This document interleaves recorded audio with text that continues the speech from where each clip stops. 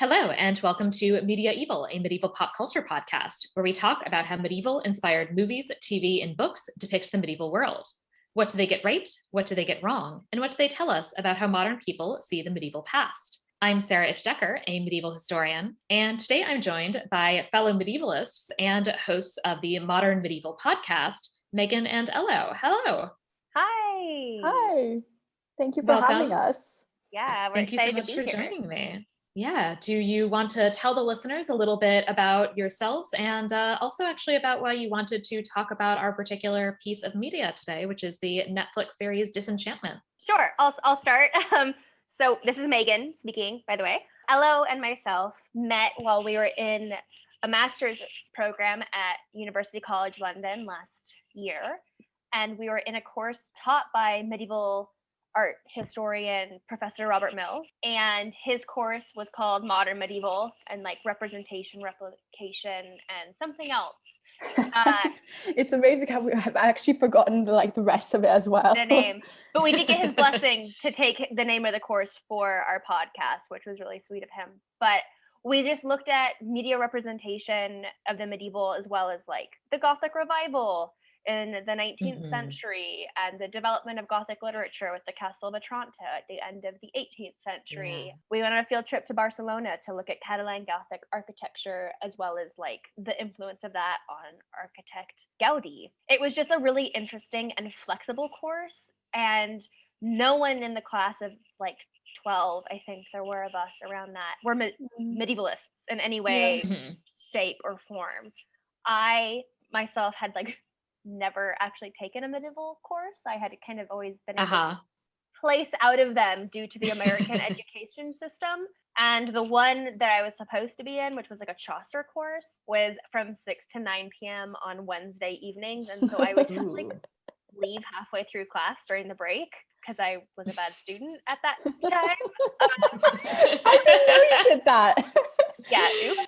But the joke's on me because I'm now a medievalist.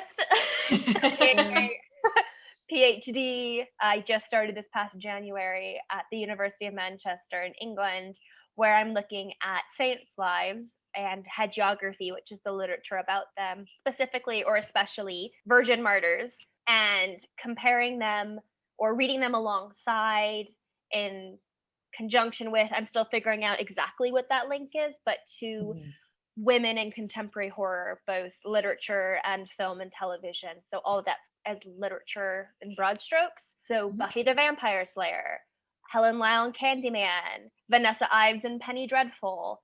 So this like idea of the tormented woman that's part angel, part demon, and looking at this historic kind of continuation too. So that's me and a little bit of Elo and I in a nutshell. I'm Elo, and kind of similarly to Meaghan and most of the people on her class, I kind of came to the course because I wanted something about to learn about art of the past in a way, because it was something that I thought I wouldn't be interested in at all. So I thought I might as well challenge myself, and it actually ended up being the course I enjoyed the most.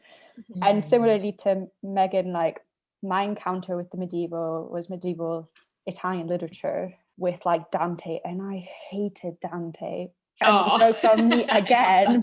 Sorry. No, I know. But then I did my master's dissertation on like representations of Dante's Paradise in William Blake's work and Botticelli's and Dali's. So like joke's on me again. And I guess we also started the podcast as well. Like once the pandemic started really becoming prominent in the world, and there were quite a lot of links that we saw of things that we'd learned in the class, and just thought it'd be quite a fun thing to do. And I'm not doing a PhD, and that's my life really. But yeah, we started the podcast as a way to like procrastinate, but be doing productive procrastination.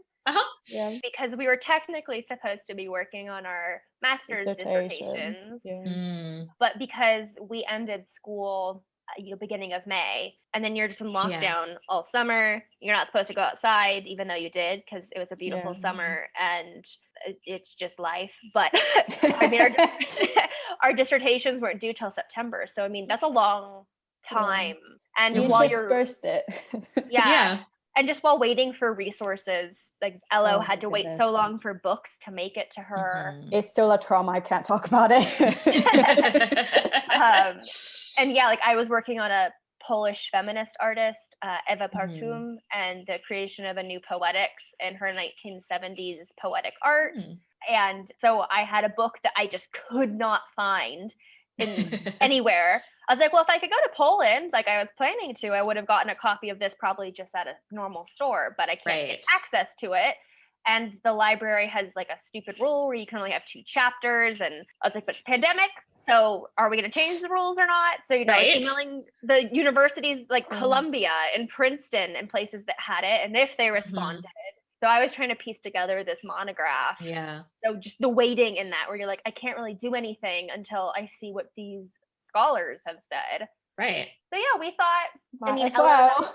yeah, we just being friends, and during Bob's class, we became quite close and had just lots of similar thoughts and ideas, and thought, well, like there isn't really a lot of podcasts like this, and we enjoy talking about Yeah. it.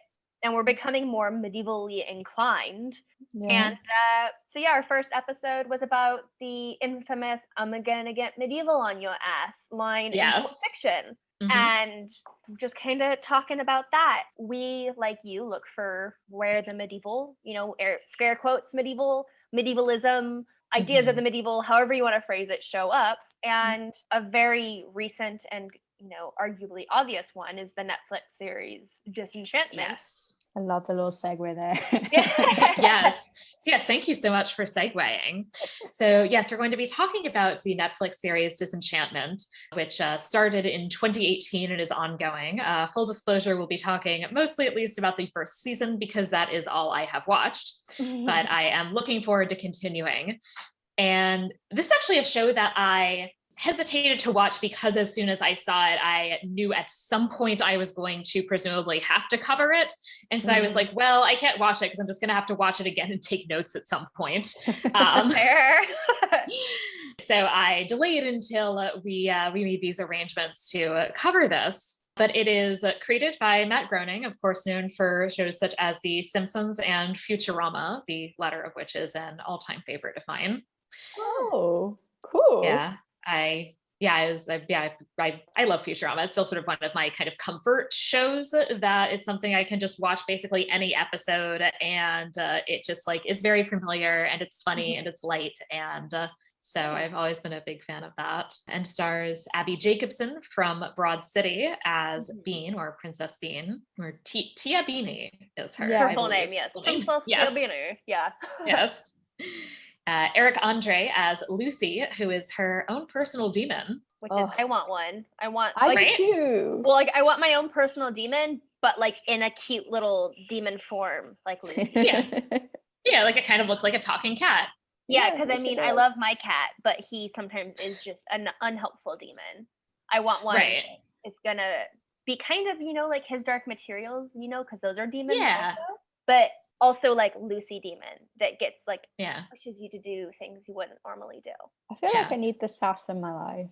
That's maybe Yeah, what I need. Right. I do have a sassy talking cat, but she doesn't talk in English, and really the only thing she tries to get me to do is feed her more. Yeah. That is not the one. She's 18. Yeah, she's 18 and has a lot of opinions about various Wow. things. Wow. She is a good for her. That's a Yeah. good age cat. Mine's 3.5. He too does share his opinions, especially when I come home from work.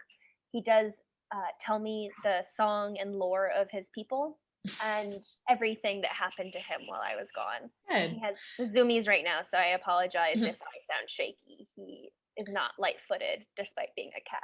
I mean, it would be far from the first animal intrusion on this podcast. I'm even taken to describing Carmen as my producer because she is so often makes contributions mid-podcast. Yes, we also have the elf, or maybe not elf, Elfo? Question mark? Yes, played by Nat Faxon. John DiMaggio as King Zog, who is Bender in Futurama. Bender is like the lobster guy, right? No, he's the robot. Oh, he's the robot? Okay. I Yeah. did not know that. Yeah. I think that I knew he did a voice just from like IMDb, but I didn't know which character. Yeah, I was just started looking things up because there's actually a lot of people, and I didn't even look up all of them, but there were a lot of people who just as they were speaking, I was like, I've definitely heard that voice before. And was pretty sure it was somebody on Futurama at least. So I mean, similarly, Maurice LaMarche, who is Oddval, does a lot of voices on Futurama, including, I wrote down he is Kif, Calculon, and Lur. So he has a lot of the kind of well-known secondary characters. Okay, because the person who does Prince Derek's voice in Disenchantment, I believe, does like quite a few of the secondary and third string characters in The Simpsons. Oh, right. This makes sense. It's quite interesting because like with voices, it's sometimes hard to like place them, but then when you see it, it's just kind of difficult to not associate it with it. Yeah, when like as you were gesturing towards Sarah, like a lot of them do sorry, a lot of them do multiple voices. I'm sorry, I said do, and I just like my 5-year-old brain disrailed itself. You just said, I think it was Maurice LaMarche who does Oddball, but he also does like 1, 2, 3, 4, 5, 6, 7, 8, 9, 10, at least 11 different voices throughout the Disenchantment run. And some of these people really are so talented because they're able to do such distinct voices and characters. So I didn't note down all of his roles in Disenchantment, but having noted down even just 3 of the voices that he does in Futurama, they're very distinct voices. They're very distinct characters. I didn't realize when I heard his voice in this, I knew I'd heard it somewhere, but of those 3 characters, I didn't actually know that those were all the same actor voicing them. So some of these, voice acting talents are really just exceptional. Yeah. Yes, 100% agree on that. Yeah. Yeah. And the last cast member I especially wanted to mention is Matt Berry as Merkimer, the prince turned pig, who is fabulous in What We Do in the Shadows. Yeah. Yes. And he also has the show Toast of London, which is quite entertaining. His voice as Merkimer is perfect. It's really good. Yeah, and you haven't gotten to it's an episode in season 3. Yeah. But it's so good because he is like Merkimering it up, and I don't want to spoil it for you because it's funny. Yeah, he's great. Yeah, he's a lot of fun. He's an interesting character. Yes. So first proper section is the enumeratio, or recap, where we talk a little bit about the particular media that we're discussing. And especially because this is a TV show and therefore a little bit more elaborated sometimes and with a lot of different kind of mini arcs than would necessarily be the case in a film, I'm going to just give a very brief statement of the premise, and then we can just kind of generally chat about the different kind of characters and arcs as we feel inspired to do so.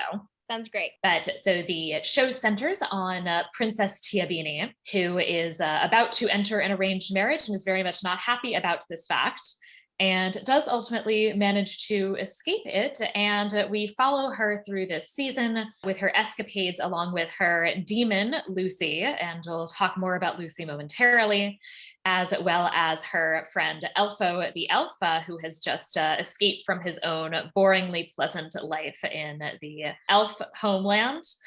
And we follow the 3 of them, and we start with essentially a lot of, episodic episodes, right? That we have these kind of 1 episode arcs, and for the last about 4 episodes move into a bit more of a running plot line surrounding her father, King Zog's effort to get the elixir of life, which we learn is ultimately to de-stone her mother, who we assume is dead but has actually just been poisoned and therefore turned to stone. We follow this kind of effort to get the elixir of life, which ultimately ends in the revival of Queen Dagmar, who it will then turn out is maybe that wasn't quite such a good thing as we anticipated it being. Yes, definitely. And yes, that's such a great intro overview of that of the first season, because a lot does start to happen in seasons 2 and 3. Yes.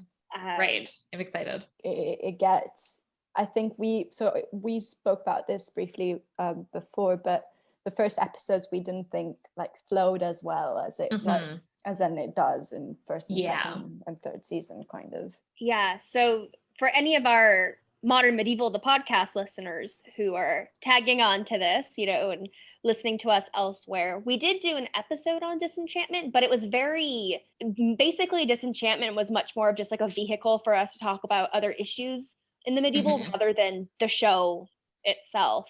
And yeah, the first few episodes we feel take some time to kind of get going. It feels quite slow and the jokes kind of just sit there, at least like personally for me. Yeah.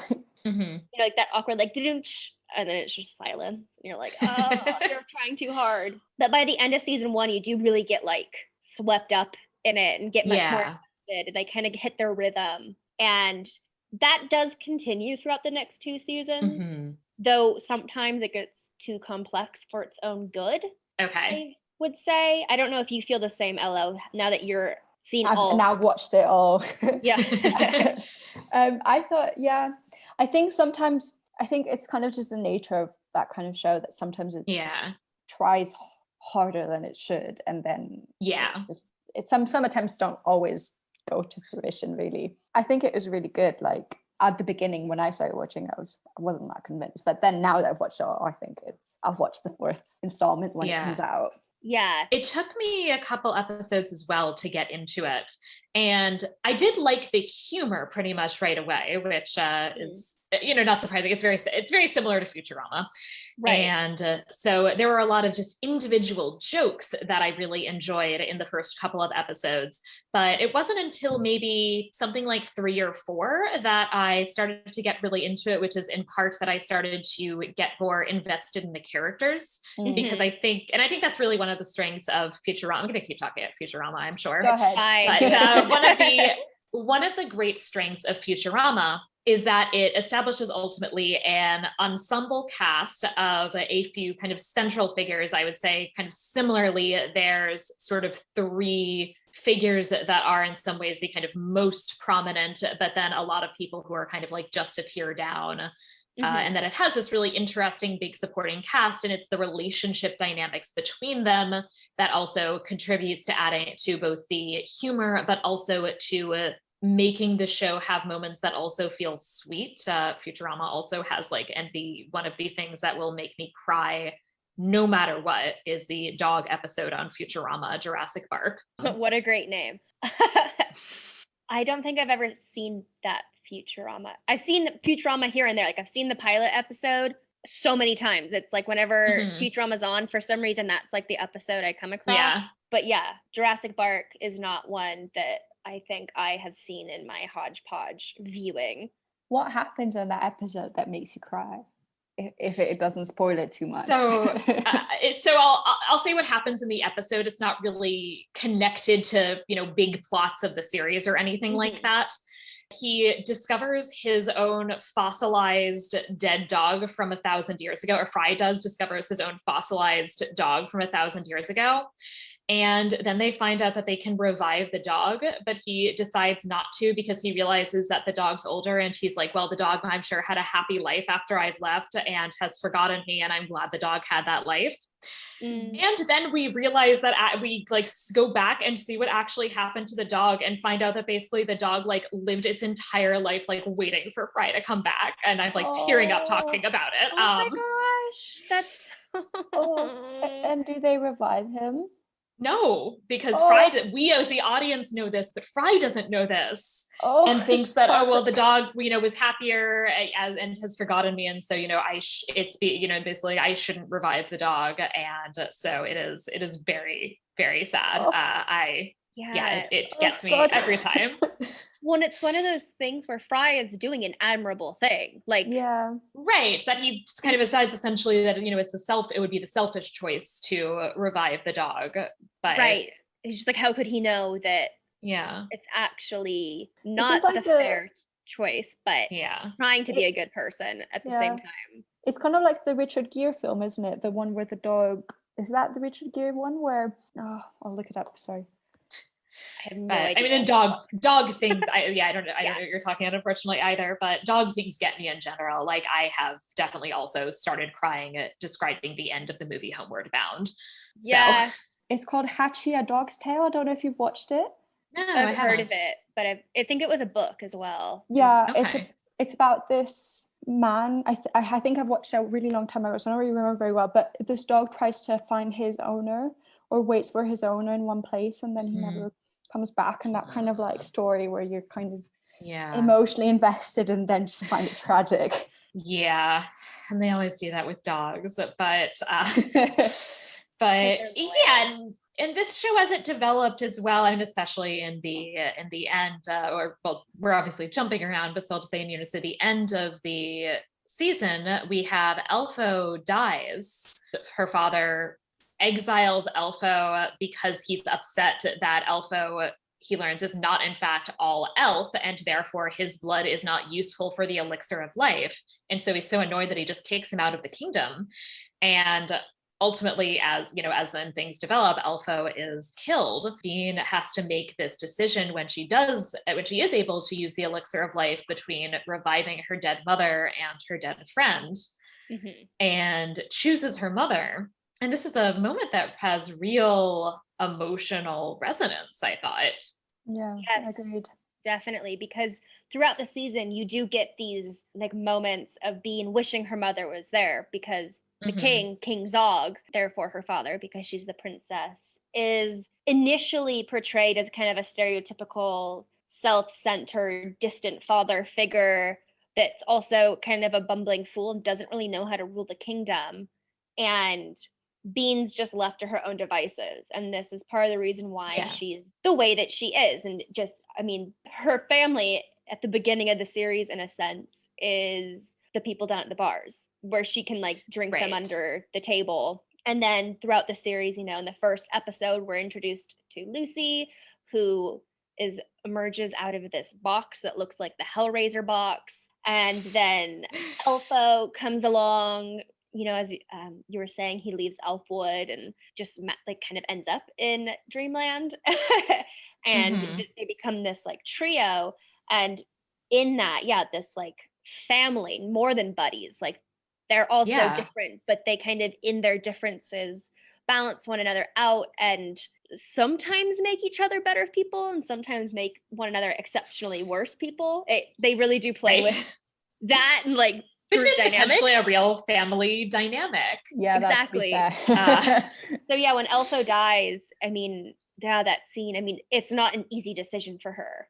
And you feel the weight of both looming large, and you understand the merits and cons of both. But I mean, her mother's been absent since she was like 3 or something, like very little. And thinks that maybe if her mother returns, now that she has this opportunity, that it may fix everything or help mend a wound. Yeah. It's kind of a Sophie's choice, isn't it? Like whatever she does, it will kind of have repercussions either way. And it also very much has this implication almost of this conflict between found family versus blood family, and where your loyalties should lie. Because it's also interesting because you also see there's this dynamic after her mother is brought back, that her relationship with her father also becomes in a way sort of different, because she's trying to kind of model this particular way of being with her father for her mother, which is not actually the way that she relates to her father.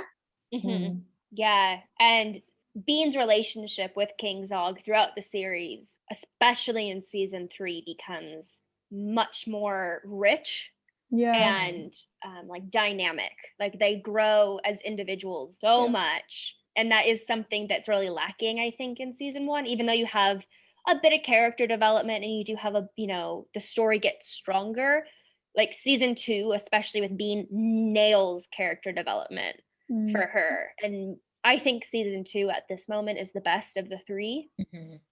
But yeah, and then we also learned the repercussions of bringing Dagmar back, because Dagmar is terrible, apparently. He's the freaking worst. And the other thing which I think is interesting is that there are, of course, all of these medieval-ish fairy tale tropes about the evil stepmother. And she has a stepmother, Una, who is, I don't know, it doesn't seem like likable especially, but ultimately she's not evil. There's no, and she's not necessarily everybody's personal cup of tea as a person, But she's, or at least where we are now, I actually don't think that it seems like Una is evil, but the one who actually then does turn out to be evil, in that she has now, we end with her, poisoning and turning to stone pretty much the entire kingdom. I think the only people still remaining are Bean and Zog and herself. But yeah, Dagmar's evil, apparently. Yeah. I mean, that is something you'll see more of. Like, Una is definitely, right. I think we've decided, we really like her. She ends up being quite funny and just very different. Yeah, she's one of my favorite characters exiting season 3. But also because she's not evil, but then the way they depict her, because she's from Dankmire, the Swamp Kingdom. The Swamp Kingdom, and there are these amphibious creatures. So she crawls on the walls and suction cups things, and which is kind of sinister in a way, but not, but creepy. Just and they do kind of play on that, her swirling around. But yeah, she's not a horrible stepmother. And then Bean's half brother, Prince Derek, who is perhaps my least favorite character. Really? Yeah, he doesn't do much for me. Aside from Dagmar, really gets to grind on my gears because she just won't freaking leave for me. It's just I'm done. Prince Derek to me just really he's season 3, he has some moments, but he does nothing. I find him a little dull at the moment. I find him kind of annoying. Annoying and dull. But I think he's just meant to be a 13-year-old boring boy, there's nothing really redeeming about him, but he's not. He's kind of a dumb kid. Yeah, exactly. And I think towards season 3, what's interesting is that kind of with boys at that, at age 13, 14, where you can see that they might become perhaps good people or maybe not. But there is that moment in between where you're maybe they're going to turn this way or that way. And I thought that was quite interesting. He's not my least favorite. I think Dagmar for me is as well as just a bit of village. But and Una has some good funny moments. And she's actually one of the characters that I liked in the pilot, that I think it's the pilot, or maybe it's episode 2, that there's this very small bit where, so this is when Tia Beanie is about to be thrust into her arranged marriage, which she is not particularly thrilled with. And her stepmother comes to give her the sex talk, and she starts talking about tentacles. Yeah. Because of course that was deeply involved in her wedding night. I think that's the first episode, because the first episode is an hour or 50 minutes. It's longer than the other 25 odd minute episodes. Una rocks. I like Una. Yeah, character-wise. And even Lucy and Elfo took a while to grow on me. At first I was really I like the idea of Lucy, but I'm not sold on Lucy. But by I think episode 3, Lucy started to get to me. And by the end of season 3, Lucy, they all start to grow a lot, which is really great in a series like this, because, sometimes you watch sitcoms, cartoon, or live action, and characters don't develop, they don't learn from their mistakes. Kind of I don't know, SpongeBob, maybe. It's not the best example, but they just stay the same, and it's just but in this they definitely do grow and change, and sometimes in unexpected ways, which is nice, because the show does play with a lot of expected tropes and images and storylines with what high fantasy is. Right. And Lucy, and I found Lucy at least entertaining right away. But so Lucy is an actual demon who is sent to her by some, thus far at the end of season 1, still rather mysterious people. We do not yet quite know who they are. I'm sure they'll get revealed at some point, but they have some evil plot involving her. There's also something about destiny that her mother talks about toward the end, which I'm assuming is probably all related, but I at this point do not know exactly what's going on there. To be fair, it gets a bit clearer, but it gets more confusing at the same time. Okay. By the end of season 3, you've got a destiny, a curse, another weird random prophecy, and then everything else that's going on. Which is very high fantasy, but and so you're are they all gonna end up merging into this one epic thing, or are they all still gonna have separate repercussions? But in preparing for today, I was doing like lots of reading, especially on Screen Rant. Screen Rant has some really good little articles that help me kind of refresh, as well as an article in the New Yorker. And I read that. Apparently, good, right? Yeah, it was a really good review. Apparently, Matt Groening has like an ultimate plan for this show. So unlike Futurama or The Simpsons, right, where they just happen and respond to the world, he apparently has like, it's all a puzzle that's working together. And according to him, from the very first moments in the first episode, there are major hints to where the show is going. So I'm kind of, and like he said, there's also little Easter eggs and puzzle pieces throughout. So I'm really curious about that, because that is exciting. And I hope that it's not going to be like a... Yeah, if it falls flat, it's going to be really like disappointing. Right. But it is encouraging. I'm expecting some really grand reveal. Yeah.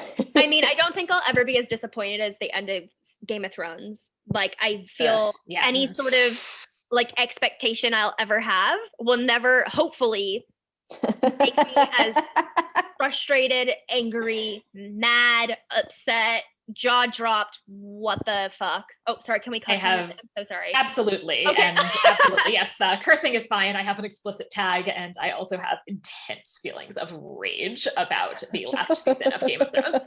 Like, it still makes me mad. I'm sorry to bring it up, but like, I'm just Matt Groening saying this.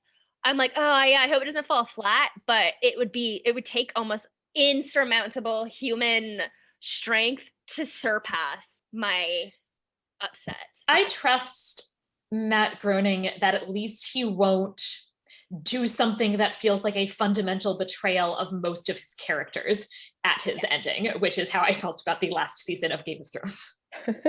Yes. See, this is really interesting for me because I haven't watched Game of Thrones. Oh. And so, but it's one of those things where like you just get people together, and if they start talking about this, they all often feel the same way. There's this like intense like emotion. It was so good until the last season, and you just hold this hope in the last season of like something has happened and you're like shocker, and other things you're like I don't know how I feel, but you still have 3 episodes, you still have 2 episodes. All right, it's the finale, you can still fix this.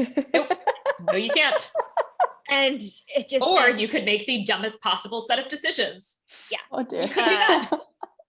And it's just like so disappointing, because if you look at the trajectory of the show, just how strong it was for so long, and then they just See, I feel like I just need to get over, because I think I tried to watch the first episode, and there's like quite a lot of like, well, there's lots of incest, as long as you know that going in. We start with the incest fast and the hyper violence. I think wasn't there a rape scene at the beginning of first? I think it must have been something like that. And I was just like, I don't know if I can stomach this, and I think I just was like, no, this may not be for me. But I think if I get over that, I'll like watch it. The pilot is already a lot. And one of the things I will say that, with the exception of the final season and a couple of other things throughout, I do think Game of Thrones has some interesting things happening in terms of female characters, as does this show. Segue. Yes. Because Bean is a very interesting character in that she is very clearly an explicit response to a lot of traditional representations of the medieval princess. Very much, instead of being a damsel, she is she's a sort of like aggressive, depressed alcoholic. Yeah.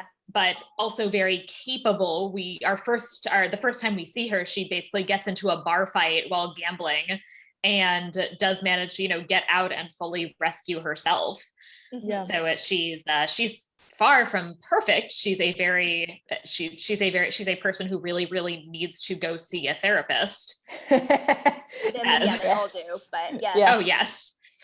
But she is somebody who is in some ways very capable. She's trying to find her place in the world and she's struggling with that and what exactly she is good at. But she does have some practical skills which allow her to at least to get out of the scrapes that she gets herself into. Yeah, definitely. Bean is, and as she grows, becomes much more compelling, because she starts off a little bit as like an anti-heroine in a way.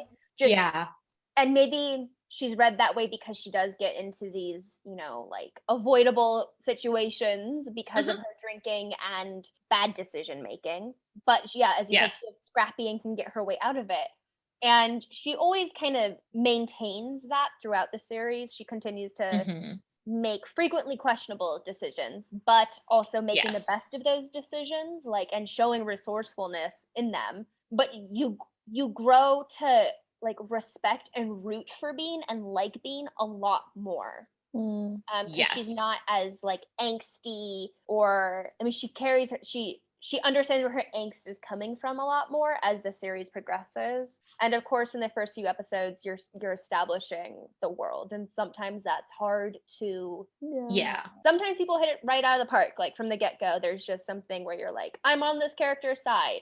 And at least for myself with her, I was like, I hear you. You don't want to get married because patriarchy and they're telling you what to do and you're not ready. I get that. But there were also things where I was like, I don't know if I'm on your side on other things though. But by the end of the season, I was like, you go Bean, you do what you need to do. Bring Lucy, bring Elfo.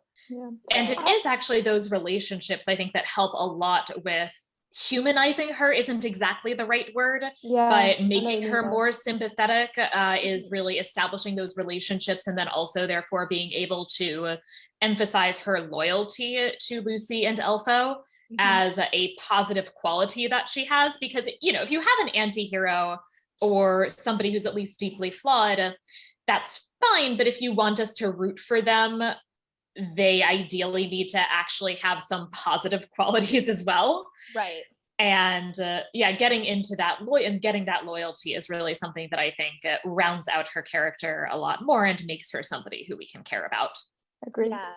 And you learn throughout the series, and you know, it is seen with her loyalty, but she does care about people, and that does grow more. Even if she does things that are very narrow-sighted at times, she's never acting with like intense malicious intentions, like she's just a bit selfish sometimes, I guess. That's more or just like very narrow minded, like thinking she's doing something that's good and not realizing that it's self-serving and then gonna hurt a bunch of people. Whereas like Lucy, for example, I mean, he's a demon, so when he does things, he knows that they're gonna be bad for other people because he's like, I'm a demon, here we go. And then Elpha's just kind of clueless.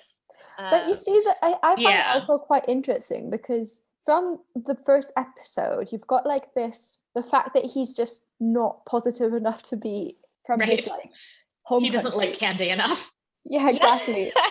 And then he gets in this setting where like it's this classic, I don't know, I mean, I've definitely felt this in my life where you're like, you don't like one environment but you're not enough for the other. And so then you have this thing where like this identity crisis that kind of happens without you actually saying anything. Or like in this is indication that we get at the end of the fact that he is part elf and part something else not yet announced, is I think a really interesting take on that, in that it is it is something that can sometimes be experienced, that you come from two different backgrounds and have ways in which you are not able to feel fully at home in either of those worlds. And I do think that part of his storyline's great. I guess the first season it makes sense, like his naivete and childish antics at times, because you know he grew up in Elfwood.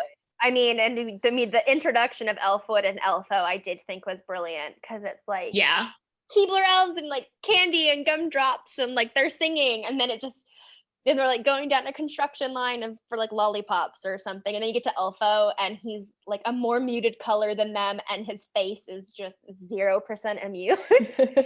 And I wrote down one of his opening lines, which is, "Singing while you work's not happiness, it's mental illness." Which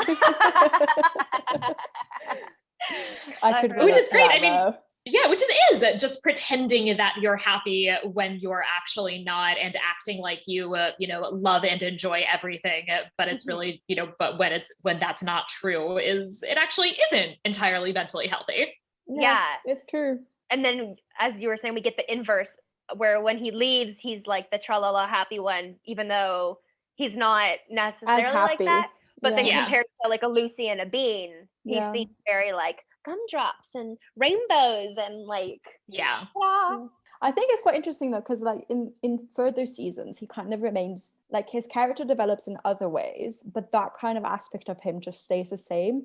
And like it kind of, it's quite interesting. I find that interesting because I think that like he could have been developed in like a way to morph more with how Bean and Lucy act, but it's I think it's got something quite charming to the fact that he kind of stays a bit at times irritating for how positive and naive he is. And it adds something to the overall group dynamic, I think. Definitely. Well, and like it also kind of defies the expectation, whereas like as you become more knowledgeable of the world and the more that you experience, the more cynical and therefore dour you like inevitably have to become. And I mean, Elfo has moments where he's like, he stops taking people's shit by the end of season 3 and like standing up for himself. But he does, for the most part, still have like his happy kind of go lucky, trying to be positive. And that is nice. That's like, oh, you don't have to become a curmudgeon or, you know, deeply cynical or whatnot. Like, you don't have to lose that positive aspect of yourself. And that's really nice. Like when you think about it, sometimes when I think this is one of those shows where sometimes in watching it, you're just kind of in the story and maybe you're like, oh, it's not as strongly written as like a Futurama or something like that. But especially season 3, which a big arc of season 3 talks about mental health and mental illness. When you take it kind of as a commentary on that and think about it in more broad strokes outside, it actually is doing something really powerful. And like just talking about Elfo right now, it's like, oh yeah, that is actually quite remarkable that they do this with this character. The one thing that I don't 100% love about the Elfo character is this mostly unrequited crush on Bean that we see from very early, you know, and it's very much the man trying to get with a woman who is clearly not interested in him, and a little bit of the like, I'll keep hanging out with her as friends and maybe eventually I'll wear her down in ways that are deeply problematic, and is like the one thing that doesn't age particularly well from Futurama, which also has that dynamic with Fry and Leela, that it's often not, there's something questionable about that. So that's the one element of that relationship that I don't particularly like, and I am kind of hoping goes away, but we'll see. I would say the pining best friend thing, they do outgrow it.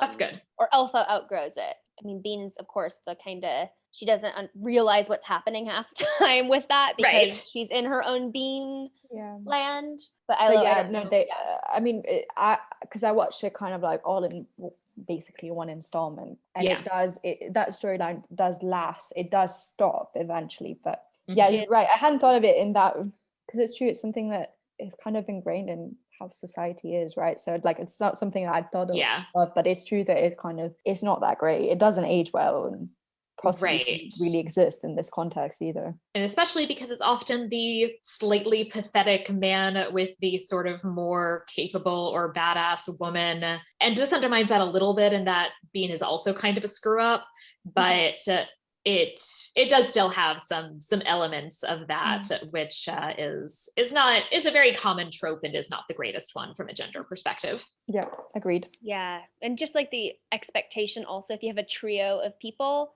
there's always kind of in the beginning going to be that sexual attraction, you know, usually it's one way or another. And it's just kind of like, no, you can have friendships where that just doesn't exist, but still be as close as these people and get into the shenanigans.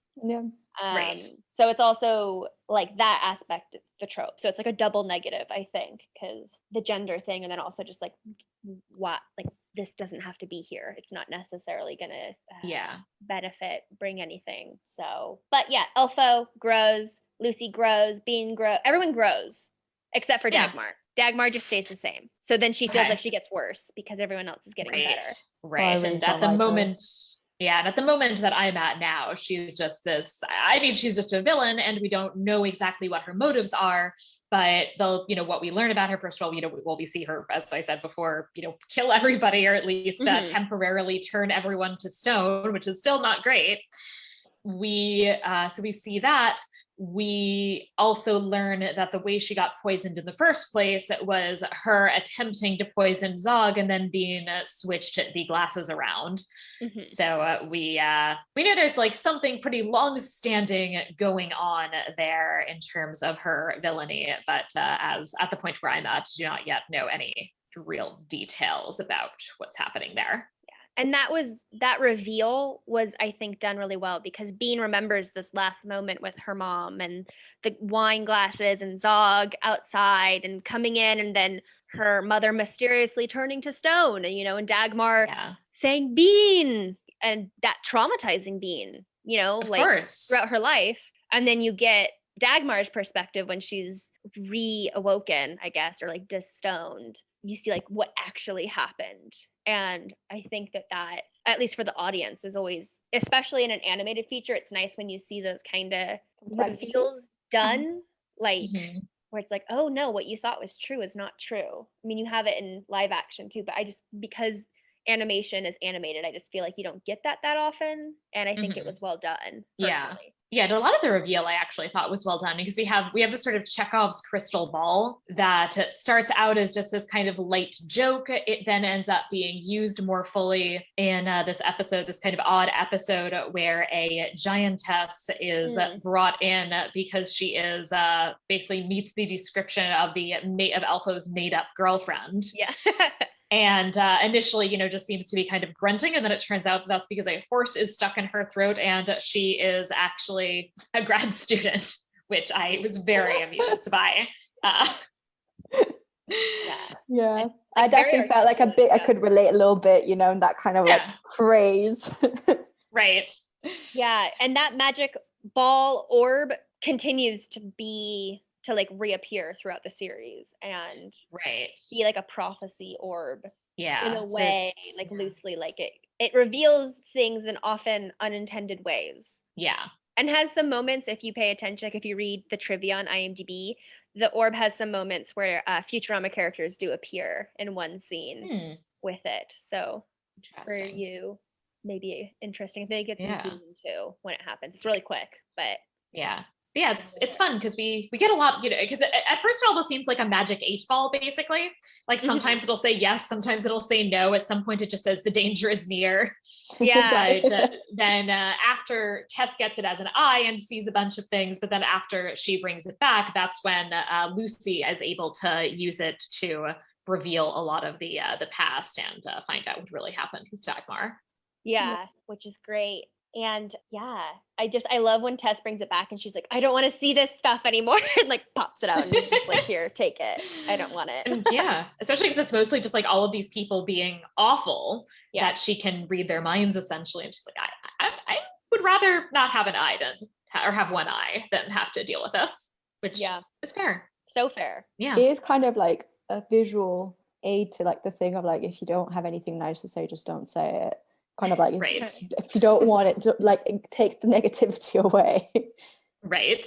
Oh, the other thing I was going to say about Bean is that she never quite comes off as malicious, despite the fact that she has like an intense body count. Yeah. Agreed. And like oopsie daisy body count. Like, oh no, I didn't mean that. And she throws this party while her father is away, and Vikings invade the castle, and she ends up ultimately managing to defeat them and sends them through this trapdoor that her father has, which throws people into the sea. It's unclear as to whether that always means you die, but it certainly does mean you die if it's low tide. Yes. 2 things on that. So the trapdoor is used a lot in the later seasons. Yes. And so I was gonna say it's already used a lot. Okay. So people do like return from the waters, or they die. Yeah, it can go either way and you never really know. But second thing is, so that episode is called Castle Party Massacre, which is so all the titles of the episodes are like plays on books, movies. Yeah. And Castle Party Massacre is a reference to Slumber Party Massacre, one of my all-time favorite B slasher films. It's really good. It's about an escaped menstrual institute guy who tries to massacre the basketball team at this high school of girls with a drill. There's like no motive. And it's I don't know, it's absurd and so fun and just like ridiculous. So sorry, a little fun fact from my own research. I was like, oh, good title. That's also one of the best like cuts to the title card, because we have the King Zog is about to go away and he says as he's leaving something like, those are some good people. And then we had the smash cut to title card, Castle Party Massacre. And you're like, oh, nope, never mind. But it's true though that like it's like kind of going back to what you were saying, it's kind of interesting that she's seen as a good character when actually like someone who's, despite her flaws, like her flaws don't seem to lead to like the fact that she just kills a lot of people throughout the show. And it seems like that her deaths are like kind of motivated, but not really oftentimes. And if they are motivated, isn't that like somewhat worse? I don't know. Right. And we do see a hesitancy to kill people who she thinks don't deserve it. And I think it's really interesting. There's this episode where she is temporarily working as an executioner and is supposed to execute this witch who she feels uncomfortable executing, clearly because she doesn't see, I mean, she seems like she doesn't necessarily have the mental capacity to understand her crimes. And then we find out, of course, that she didn't actually commit any crimes. The crimes were all committed by the demented German siblings Hansel and Gretel. Yeah, that episode is wild. That one has a fun title too. That one's called Faster Princess, Kill, Kill, after Faster Pussycat. Kill, kill. Well, yeah, and then that episode, Bean was also like, I feel like she has something to say and just doesn't know how to say it. And then, of course, yeah, we get to that. Yeah, that was a fun episode with Elfo, talking about him being like naive, where he's like, okay, I'll get in this pan full of butter. Oh, gosh, you little idiot. And he jumps in the pan and Hansel and Gretel are looking at each other and they're like, he couldn't make this easier if he was spreading butter on himself. And then he promptly starts spreading butter on himself. He's like, this feels and smells good. It's like, I don't want to stick in the pan. Yeah, there are a lot.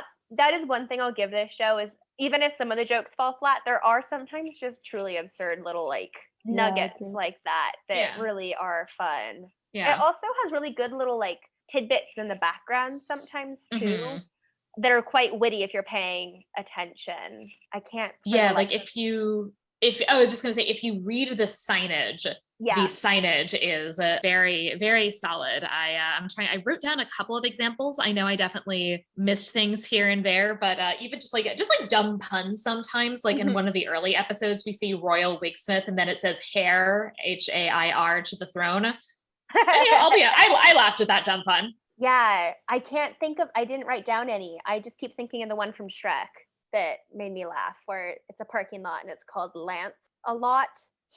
Right. But there are puns like in this show on that caliber. Yeah. Yeah, the nunnery also has it's Our Lady of Unlimited Chastity, and below that it says "Live Prude, girls." It's also pretty good. That's a really good one. It's like very multi-layered as well. Right. So yes, if you pay attention to little things, like the signage and all of that in the background, then you get a lot of interesting little extra details. Yes. And some of them are like medieval related, like more directly medieval. And then others are kind of in your face. Like you have, is it the Plague Watch? The Plague. Yes. Oh my God, that episode. That kind of scarred me. Are you thinking about the one in the elf town in the city? So that's in season 2 or 3. We haven't gotten to that yet. But in the first the plague pit is already a lot, but and that could be considered either a nod to Monty Python and the Holy Grail with the plague, bring out your dead, as well as just the idea of the plague being basically in all the Middle Ages when people think about it, even though not. Right. That is a good lead in to the Vera et Falso section, where we talk about what they got right and wrong. And this is obviously a fantasy and filled with many, many deliberate anachronisms. So there are obviously, a number of things that I'm not necessarily going to touch on, but a couple of things that I thought were particularly interesting that I wanted to mention. And the first one is actually the plague, that it is very much part of this sense that the plague is just a constant in the Middle Ages, including the fact that we have the guy going around with his, Monty Python-esque bring out your dead cart. But other than that, we don't have a sense of the plague having changed people's lives in a fundamental way. Right. Whereas when you read, Boccaccio's account of the plague at the beginning of the Decameron, or if you read cities' plague regulations, It's pretty clear that this was very different from the ordinary illnesses that people experienced in the Middle Ages, because it was both so contagious and so deadly, that in the same way as COVID has fundamentally changed the way our everyday lives look now, that really seems to have also been true during the periods and during the moments in which the Black Death was raging, in that, of course, initial 1348 outbreak, as well as on and off in these kind of more localized and briefer outbreaks that you have at various points after that in the 14th and 15th centuries. And and that nobody really seems to be doing anything different because there's plague in this. Just kind of seems to be there because it belongs in a medieval or medievalism show. Like, oh, it takes place at this time. We have to have a plague cart at some point. Is it oddball? Someone wears a mask that looks like the plague doctor mask, which actually didn't exist in the Middle Ages. That's which is 17th century. Yeah. But it's like, oh, you have to have one of those. But yeah, like in regards to the actual placement of it is very different. Right. So, yes. Yeah. It is very common. This kind of everything in the Middle Ages took place at the same time. And one of my big pet peeves is that there are multiple movies where you have people returning from the crusade and all of a sudden it's a Black Death. Mm. Yeah. And you're despite the fact that, like the last crusade to Jerusalem is a century, I think, if I'm remembering all of my dates offhand correctly, is a century before the Black Death, and yet it's occurring after. Right. It's like this immediately after. Yeah. I don't know though, with like, because obviously this is kind of like a fantasy land, whether because time in the whole series, it just doesn't seem to, time seems to either go really quickly or really slowly or just kind of stagnant. I don't know if that's, we're just saying the show's like riffing on tropes more than anything. Like it's kind of a plague gag more than anything else. Yeah, agreed. And like you haven't gotten to it yet, but there's a place called Steamland that's like an alternate world that Bean goes to, I think fairly early on. Oh no, towards the end of season 2. And that's like a riff on everything that's like steampunk and Metropolis. Right. And so there it's the same thing where it's kind of like these gags on, well, what do you think of as like steampunk and the visuals and tropes of that? So they're definitely playing in these like big broad strokes with those kind of things that you expect. So didn't mean to derail your list. No, of course. And I will say, I will give a shout out to the Plague Pit in that this has some connection to reality. And so I'm going to quote from the Decameron that Boccaccio informs us, when all the graves were full, huge trenches were excavated in the churchyards into which new arrivals were placed in their hundreds, stowed tier upon tier like ship's cargo, each layer of corpses being covered with a thin layer of soil till the trench was filled to the top. And there's another version of this which also compares it to lasagna, which is an image that will never leave my brain. Oh my God. That is kind of disgusting. Isn't it? Yeah. Wow. Yeah. But yeah, so these plague pits are real things, with the exception being that, of course, in the real medieval world, they did not burn the bodies, that being religiously questionable. Right. But given that religion is certainly not medieval Christianity in this universe, I'll give them that one. One of the things I find really interesting about like pits of the dead is that yes, like plague pits are perhaps the most famous, but like the yellow fever, especially in the South in like the 19th century, they had plague pits. They had bodies stacking up on the streets. Like my undergraduate research was about New Orleans, but that's just never kind of considered or something that like exists as a trope, which is just because it was equally as traumatic and more recently. But yeah, the plague pits are one of those things that like, nope, it's medieval. Again, Elo and I talk about this a lot on our podcast, where it's like, it's weird, it's bizarre, or it seems cruel or inhumane or doesn't make sense. There go. It's from the Middle Ages and that's where it lives. Right. Exactly. And it's like, no, that happened about 100 years ago, maybe less. So Yeah. And I mean, of course, similarly, the displacement of witch burning into the Middle Ages, that, this is, of course, very common, this assumption that, well, if something was bad, then it was medieval, and now we're much better. Right. And this show does kind of, it was one thing I respect about it being like a medieval show, but a lot of the characters' flaws are ones that still exist today, and is like, and it comments on that in a very subtle way. Like, again, if you think about it, you're like, oh, yes, this is doing a really good job. but it's not like super didactic in it, but it's like, oh yeah, you can place it in the Middle Ages because it feels more distant, but they're talking about issues like mental health, or I don't know, what's another one that is big, Elo, in the series? Alcoholism. Alcoholism, there you go. Parental issues, daddy issues, right? All of that are big things. And sexism are big issues today, but for some reason the medieval analog makes it seem more palatable. Antiquated. Yeah. Mm-hmm. And yeah, there's something that I kind of like about that, and and that's kind of the true in Futurama as well, that there's some amount of he goes to the future and the future is supposed to be fun and better, and then it isn't.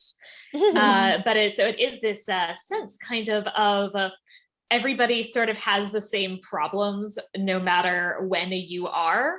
And taking disenchantment as part of that mindset, I think, is really interesting and is subtly something that at least can function, I don't know if entirely intentionally or not, as a commentary on the presentation of the Middle Ages as being this uniquely terrible moment to be alive that we often see in media. Yeah, it's interesting. I found it quite interesting as well, like a lot of like the things that you see, aside from like being to a certain extent relatable, they also can be active commentaries of like today in a way or another, whether like whether directly or indirectly. Yeah, most definitely. Yeah, I mean, the idea of having an absent father, and this is then essentially like you as a teen are turning to drugs and alcohol, and this is a real problem. And it appears in all sorts of media. How did you find, like, because obviously things like cleanliness may not be something that the show touches upon in any way, and like cleanliness in the Middle Ages, I don't know why it's just come to mind, but like, is that something that your brain went to when you were watching this? Not this in particular, but thinking about it now, it is interesting in that it actually doesn't do as much of the thing that you sometimes see in live action films, where it's like, did they literally just make all the actors like put dirt on their faces? And so there is this like there's this level of filth that you have on human bodies at random in movies set in the Middle Ages. And this show actually didn't seem like it did that as much.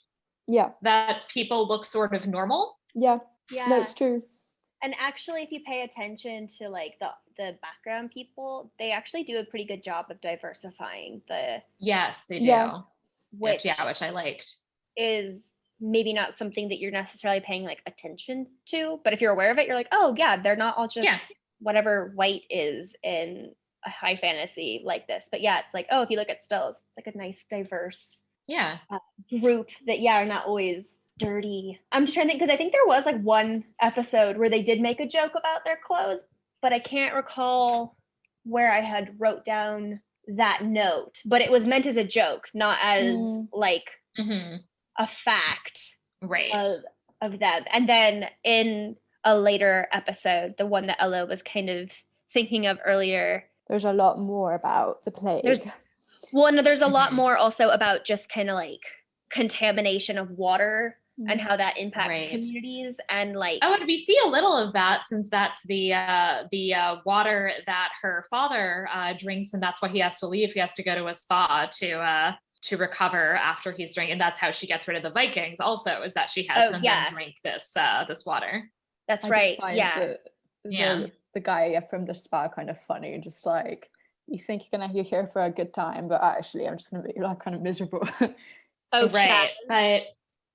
actually I like that. So it has this water contamination, but it actually makes clear that like it's unusually contaminated, right? That people notice and it is bad, as opposed to there is often this just kind of general assumption that, for example, that people in the Middle Ages were just constantly eating rotten meat, and that's why they used spices, was to cover the taste of rotten meat. And this is something else that is a myth, in particular because you can tell if meat is rotten even if you pour a ton of spices on it. One thing that like my school told me when I was like in 16, 17 was that in the Middle Ages you drink wine because the water was often contaminated, and that just doesn't seem quite right.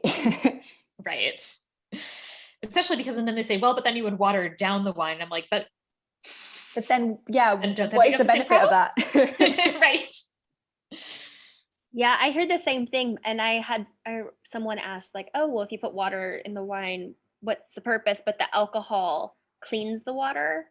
I heard that was one that I heard, so I was like, it was still okay. But again, that's just people weaving tales and stories about the medieval when they don't know anything. Right. I mean, they do have wells, and the expectation is that the water that comes out of the wells is supposed to be drinkable. Mm-hmm. And that is that is like an arc of one of the episodes later on. Doesn't affect Bean and her population directly. It impacts arguably a like minority group in the series, but it does also with that bring up questions about the minority group and how they're being treated, as well as like health and sanitation. Yeah. It's interesting, and also connects to modern issues. Actually, I just remembered the like anecdote. I don't remember what episode it is, but the cleanliness joke. Maybe you'll remember what episode it is, Elo. But each year they have one day where they clean their clothes and take a shower. Yeah, it's the same one. Well, yeah, but I think is it that same episode? Yeah. Okay, and they're like, one day a year we're gonna get clean, and it's like so over the top, poking fun at this idea that they're all filthy because they look clean when you see them around, unless they're meant to look like gross gutter drunk, right? Like, But it is funny when you get to it because it's so in your face about it, and you're like, oh, you're acknowledging this trope that's just not true. Right. And that's actually kind of interesting too with the marriage alliance issue, because this is something else that I feel like you see a lot, and you do see this here too, of the idea that everybody is deeply shocked by the idea of having to have an arranged marriage, despite the fact that that would obviously be the norm for anyone of the upper classes and even a lot of people of lower social strata as well, that you would not get to choose a partner based on your personal romantic feelings for them. You do have that trope here as well, and that's how we get started. But I also think that's combined with some really interesting things about the function of marriage alliances that's actually kind of weirdly accurate. Like, I really liked the joke that on the cake they make it the two kings kissing one another instead of either the bride or the groom. Yeah, that was a good one. Yeah. Like, I really like that as a visual representation of the fact that that's actually what this marriage is about. It is about the alliance. It's not about either of these two human people. Or, well, eventually maybe pig person, but... Yeah, I mean, like, so much happens with that, because we get the like very obvious Game of Thrones reference where they have the throne of swords that Bean's groom to be, the original fiance, is accidentally pushed onto and like pierced in the head, and then they're like, well, now you got to marry Merrimer, and it's just like, and then of course the other brother hasn't died yet, and they just like let him have his hang there for he doesn't die until the end of the season. Oh my god, yeah. Like, we realize he's been alive on this chair technically for like months. Yeah, I don't really understand like how, like, I know that this is fiction. I realize it's just kind of, my mind is just like, how is this possible? Like, how you would justify this? Like, things like, anyway. I know that's the point, is it's like virtually impossible. I think they show him at one point like eating dirt, like licking his tongue and eating the dirt.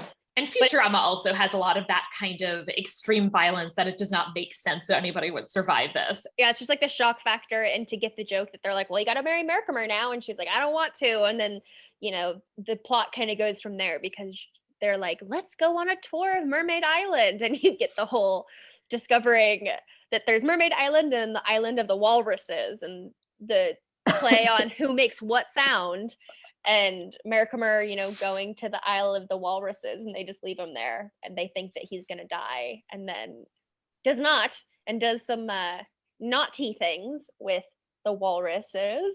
Apparently. Don't you want to marry a man who's had sex with 30 walruses? Yeah. Hey, why not? That's the only kind of man I want to marry. Clearly. And then, goals. I know that it's Elfo's semi-elf blood that mixes with the pig's blood that turns the Merrimer into a pig, but it like also he enters the pig's body and the pig enters his body, and it's this really bizarre. Yes. I don't know if that's ever going to come back, but we very briefly see the pig turn into human Merrimer, but we in this season do not see that individual again. He does reappear. Okay. But it's not until season 3. Okay. but when he does, it leads to one of my It's a good favorite story. scenes in the entire Interesting. series. Okay. Hopefully you enjoy it as much as I did, because I was like Okay. very satisfied with where Yeah. that went. Yeah. Well, I was going to say the other thing that I actually like is this replacement brother bit, because of course that is something that could happen in medieval marriage alliances. And I brought in just an example for fun, which is, so in 1319, Leonor of Castile married Jaume of Aragon, the son of King Jaume II. And the groom, like I think they got through the marriage, but then immediately after, the groom fled, renounced his right to the throne, and became like took vows and became a hospitaller. Okay. Oh. And that was apparently just his deal, is that he was just like, no, I want to like be celibate and like be some kind of monk, and like I'll take the fight, and like I guess I'll take this one, which is like a fighting one at least. But that he's like, no, I just don't want to do any of this. And it's, you know, more complicated in this case. She just ends up basically like sitting around for like a decade until she ends up but she does end up eventually marrying the other brother, and Alpha, who becomes King Alphonse IV, and being his queen. I mean, Henry VIII's first wife. That Catherine of Aragon was married to his brother. And then his brother died, and it happens didn't the same thing happen with, oh no, I'm not gonna, Matilda, didn't she have like marry a sibling of somebody? Oh shoot, I don't remember. But there are, I don't remember that one offhand. But there are definitely, I mean, there are a number of examples of this. It happens enough to where like the joke has merit. It's not like, oh, it's just one time. It's like, no, they married, the siblings married. The woman ended up marrying the brother. I don't know how often. In the Medici story, isn't there like quite a lot of that? Right. And I think there's also, and the other, I can't think of another example offhand, but it is, I think, also especially not uncommon that, you know, because you often have these betrothals that happen when everybody's quite young, and you're not necessarily planning on marrying them actually to each other right away. And sometimes in those scenarios, somebody dies, and then it's just an immediate like move on to the next one. Oh no, well that fell through, but luckily we've got a spare. Here they come. No, it's funny, and just again, like you were saying, such a great just elaboration of the politics between Zog and whatever the King of Brentwood's name is, I can't recall, and just trying to make I have no idea work. Right.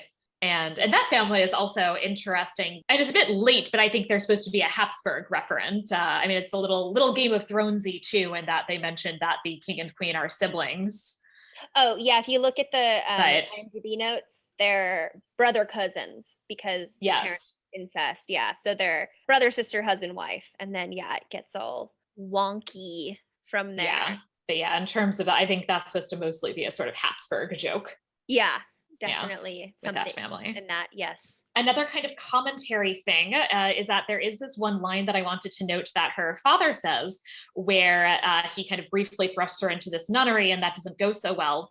And then he says that you're bad at being a princess and a nun. Those are the only girl things I know. And I really liked that as a commentary, or at least I was going to take it as a commentary, in that while those obviously were not the only options available to medieval women, there are a lot of women who, you know, practice trades and do a variety of other things. And there are, you know, women peasants, there are women in towns, etc. That is what you tend to see in films. Yeah. Yeah. Everyone's either a princess or a nun. Right. And like that's like in films and stuff as well. I mean, sometimes you have like the renegade girl that's tomboy-y, which Bean definitely is, right? She dresses in the male peasant clothes. Yeah. And it is a joke throughout the series. Whenever they put her in a dress, she's like, ugh, dress. Get me out. Or they try to do her hair and she goes, that's nice, and then just undoes it all and puts her very quickly. But nun or princess, there's no space in between, even though there's a lot in between, a lot. Yes, and we didn't see a ton of other examples of women in this, but we do have Tess, the grad student, and we have Bunty, her like chambermaid, who also seems to hold down some other jobs. Yes. Mother is one of them, of numerous children. Goodness. Yes. Una will take on a fun job eventually. Interesting. As well as queening. But again, she goes into a perhaps more like stereotypical side job, but not at the same time. We don't want to spoil it. but Okay. We're not going to say anything more. Yeah, We'll well, just interesting. give it Yeah, away. I look forward to it. And then I had one last thing, which is I have a particular fondness for food history. So Right. actually my PhD advisor is a food historian, Paul Friedman, who's at Yale. And so I made some notes having to do with foods that came up at various points Ooh. and whether they would have been found in a real medieval context. Oh, I love it when people do this because I never know. Yeah, so the first, and this is one that actually is mentioned very early, that there's this, I think it's when Elfo is like dealing with the candy and they're talking about like other foods that he might want to eat. And he mentions mustard. And my initial thought was mustard seems modern, but I was incorrect. Mustard is not modern. There is first of all, mustard goes back at least to the Romans. There is a Roman mustard recipe. Yeah, in De Re Coquinaria, the Roman, I think 5th century cookbook. Yeah, they have a whole mustard recipe. So in that, I thought it went that far back. I would have said maybe like earliest would be like the 11th century is like maybe the furthest I thought maybe, but no.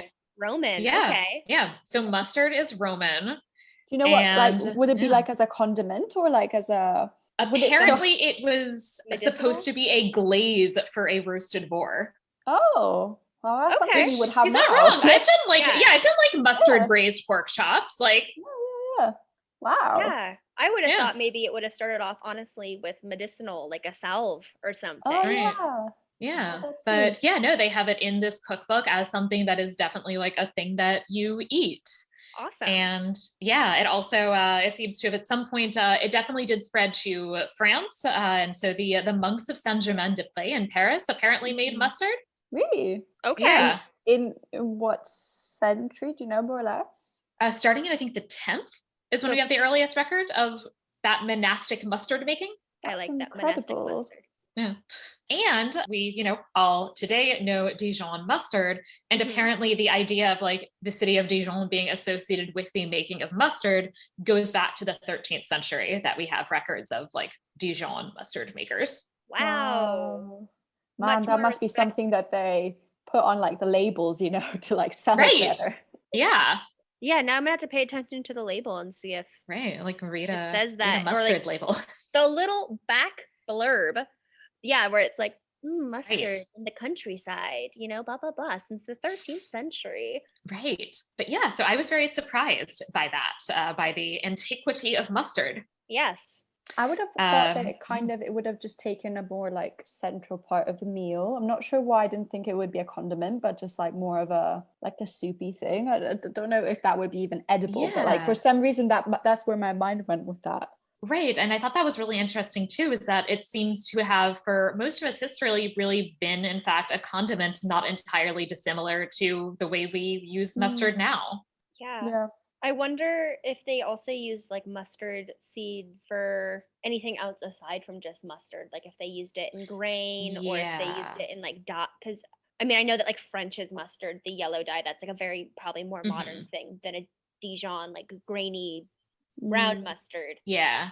But I wonder, because aren't the flowers quite yellow and like can be used for like maybe. Yeah, I think so. I think there are definitely other recipes that call for mustard seeds without, making the mustard paste.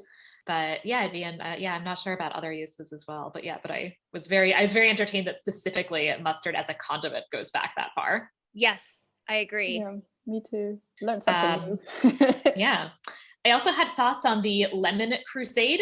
And it is the case that lemons were more popular for cultivation in the Islamic East than in the West, but they did exist. They just weren't super popular in the Mediterranean and like other parts of the Mediterranean, so in like Italy and parts of the Iberian Peninsula. And I think if he'd wanted a lemon, he could have gotten a lemon without a whole crusade. Yeah, there is a joke later on. I don't remember if it's in this season or one of the next ones, but he does have a lemon in this like almost like reliquary in the kitchen. Yes. And it's it's like so hard. And maybe it was the lemon crusade with that, but they're like, don't eat it. And then of course They're like, oh, whatever, Right. he won't miss it. He's like, people lost their lives for that lemon. Yeah. I thought it was quite relatable though, because like often you like savor something for like a special occasion, then you just never have it. Right. But like, it's a lemon. Wouldn't it have gone bad? Oh, that's true. Yeah, I mean, it's probably sort of wrinkled by that point, but Yeah, it's a cartoon. yeah, I actually don't think eating it would have been such a great idea, but yeah. We do have inaccurate mentions of both potatoes and corn, which are New World foods. Yes, I did know that. Yes, but the final food that I wanted to note are lampreys, since they are served a dish of lampreys vivants when they go to Dankmeyer. And they would have been quite, in fact, as members of the upper class, they should have been quite used to lampreys.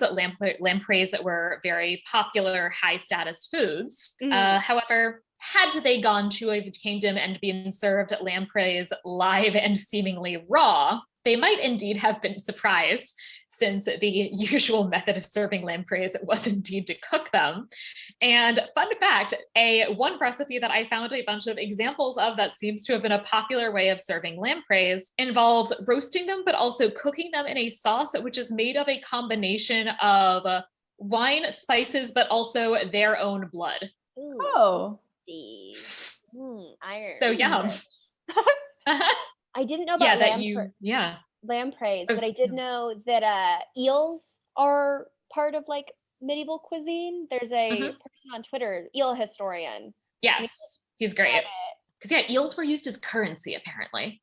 Yeah, like you would is one of the pay things that he your works on. Yeah, taxes in in eels. Yeah, And yeah, the lampreys are kind of, squiggly. They're a bit more leechy. yeah. Like the creature leech, not the whatever fruit. Right. But, I don't think I'd really want to eat anything in its own blood. Though, as I say that, I've had blood pudding, so I maybe take that back. Right. But yeah, lampreys.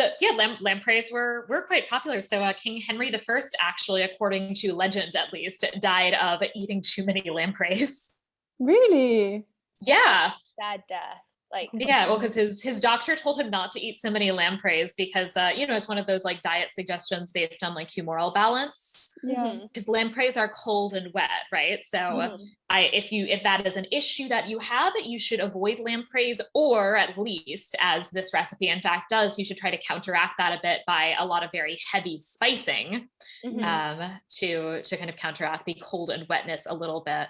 But yes, apparently his doctor, allegedly at least, and this is I think maybe more legend, but it does go back to the Middle Ages, that his doctor instructed him that he really needed to stop eating so many lampreys, and then he ate a big old dish of lampreys and died much of a good thing. eating lampreys. Wow, that is. I've just actually thought about something. when they go, Bean also has a third role when she tries to be an ambassador and fails completely and utterly. I was quite sorry, continue. I thought you were no, I thought it was just quite interesting because it's obviously something that women haven't been allowed to do for like a really long time. Well, but it is interesting in that there are examples here and there of women playing some kind of diplomatic role, especially when there are family connections, which in this case there aren't. In this case, it arguably would have made more sense for Una to act as something of an ambassador. But there are cases in which women did at least kind of in practice function as ambassadors in certain situations and were involved in diplomacy. Yeah. Well, and then in season 2, there's a whole episode about Bean wanting to be a playwright and the obstacles that she faces in regard to that, being a woman. Interesting. Christine de Pizan vibes. Ooh, yeah, that's really interesting. Right. But she's not able to title her own work, so it's issues with that. So that's in the later part of season 2, but that's another thing that a woman should be able to be, but isn't. Like, at least from what I've noticed, a lot of medieval female writers were like nuns or relate like an anchorite, related to the church in one form or another. When they also just exactly. I was gonna say. So, and I guess there are the women troubadours. So there are a few here and there, but there's obviously, it's definitely not super common, unfortunately. Yeah, I didn't think of any like other examples in season 1. Did you, Elo, of like first fiction. I didn't notice any more than that. I think the ones that we spoke about was more or less what I'd like seen. I will say though that I thought that like as you like you have to tell us when you watch the next 2 seasons, because it will be interesting to know whether you agree or disagree. But I did think that like then it gets more anachronistic, if that makes sense. Okay. I don't know if you agree, Meg. I mean, I guess I think it gets a much more high fantasy moving on from season 1. You experience the beginning of season 2, heaven and hell in the first 2 episodes. And they like are places they go to, which are not medieval in any way, shape, or form. Based off like literature you would look at, really. I think they're much more kind of modern, or again, like broad trope versions, rather than this idea of like dreamland, which of course just even the name dreamland is implying something. So obviously some kind of fantasy-ish element. There's some interesting just little touches occasionally. And so the place that they end up going to get the elixir of life clearly seems like they're basically in ancient Egypt now. The place where the mysterious people are hanging out who sent the demon. We get a very brief look at the architecture. You'll get to see it a little bit more. And you might get more of either Middle East or even like some Aztec. Because there are like lots of sharp lines. Interesting. Okay. Yeah, we only got a very brief glance. Yeah. So, okay. Yeah, no, there are definitely, and then Steamland, as I said earlier, is like 1920s steampunk metropolis kind of vibe. Yeah. It does play on certain tropes. Like we will see a character on a steam horse. So it's like a horse that's steam powered, which is kind of fun. But then in Steamland, there's also some like very Victorian era spaces of like adventurers and explorers. Then we have the Swampland, whose name, even though we've said it numerous times, I just still can't remember what it's called. Dinkmire. And there are some people who live there who are clearly just like Florida hicks. Oh yeah, it's definitely very much like, what is a swamp? Back bayou. Like, which, you know, is problematic, but.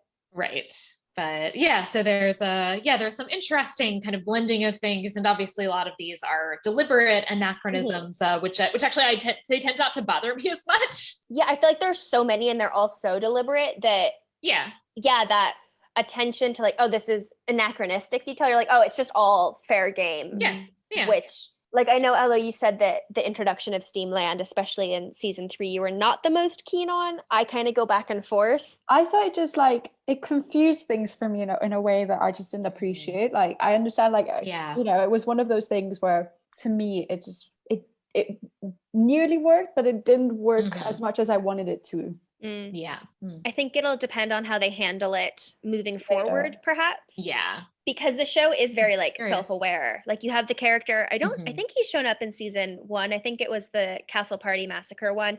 He leans out the window and he's like, what are the rules of this universe? You know, when you have magic and potions that can just fix with the parking issue. Yeah, and like that. It's a talking flaming arrow bit that he says that the Vikings just like talk to my flaming arrow. And he's like, oh, do you actually have a talking flaming arrow?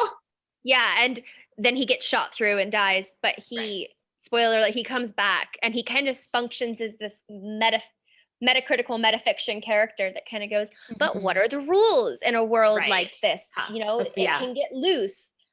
So with that, I think also the anachronism and everything, they're like aware that sometimes the laws of the land don't make sense, but like reminder of the suspension of disbelief that this is in fact an animated high fantasy series. Right. Well, there was one other thing that I wanted to jump into, and this is going to be for the Historia et Veritas segment, where I discuss a real historical event, person, or phenomenon. And inspired by the prominent place taken by alcohol in this series, I wanted to talk a little bit about that. So I'm actually going to start with a quote, which is actually a bit late. It's from 1630, but it is presented as a conversation between types of alcohol. Wine, I am for the court. Beer, the city calls for beer. And then ale, but ale, bonny ale, like a lord of the soil and the country shall domineer. And one of the things that I wanted to then in particular talk about, just really for fun, that is very tangentially related, is the fact that, as that notes, there is a distinction between ale and beer, because it then can actually lead into a little discussion on the relationship between the production of alcohol and gender. Oh, and yeah. Alewives. Yes. So the big difference between what is ale and what is beer is the introduction of hops. And hops are, of course, what adds the particularly bitter flavor, which is, common in IPAs, especially really up the hops, which I like. But my original co-host for this podcast, he and I joke about this a lot because he hates IPAs. Sorry, Ollie, IPAs are great, but they would not have been the taste characteristic of the ale produced earlier in the Middle Ages, because or especially in England. So they're kind of it's like a style of making beer that's really sort of imported to England from the Netherlands and Germany, where you have this use of hops, which adds this bitter flavor, but the main use for them is that they're also preservatives.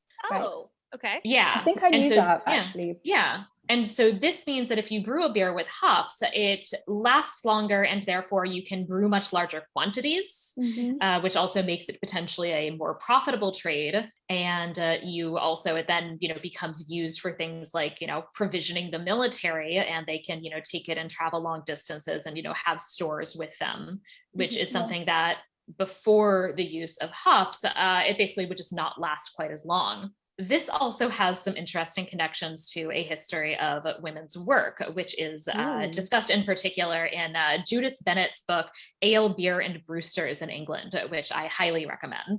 Oh my God, I'm going to write that down. Great book. So essentially what she is talking about in this project is that we see this transition from the brewing industry in England actually being dominated by women, by these alewives or brewsters, the term for female brewer. And then starting about 1350, that declines. And then by the time you get into the 16th century, brewing becomes a male-dominated field, as it in fact remains oddly today. Brewing is, as somebody who has at various points been really involved in the craft beer and kind of craft beer circles, it's still very, very male. It's true. Like I said, the people I know who are involved in that are all male, and there's not much communication, I guess, like in how they explain it even, but that's not that surprising. Yeah, there's a lot of like craft beer masculinity things one could discuss that I won't necessarily get into in detail here, but I have lots of thoughts about.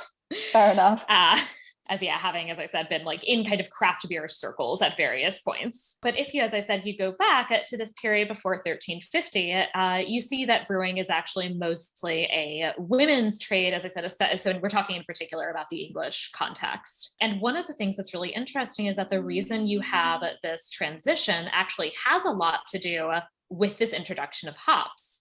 That this makes brewing something that has the potential to be more profitable. And this is important because one of the things that you see, and this is a big part of Bennett's argument ultimately, she initially thought she was going to write a book that was very fundamentally about change over time and about women being pushed out of a profession and about something changing having to do with the nature of women's work. But what she found is that women's work actually kind of fundamentally stays the same. It's just that as brewing becomes more profitable, it becomes a high status trade as opposed to a low status and considered to be low skilled form of work. And so therefore it's no longer the kind of work that women get into. So the definition of what's considered women's work remains fundamentally similar. It's just that the set of things that fall into that adjust somewhat over time, and in particular in brewing adjusts as you get this possibility for it being as something that you could make a lot more money on. And it's also, of course, another way in which women are being pushed out of this is because if it is more profitable in this particular way, the way you make it that profitable is also by putting a lot of capital into it, right?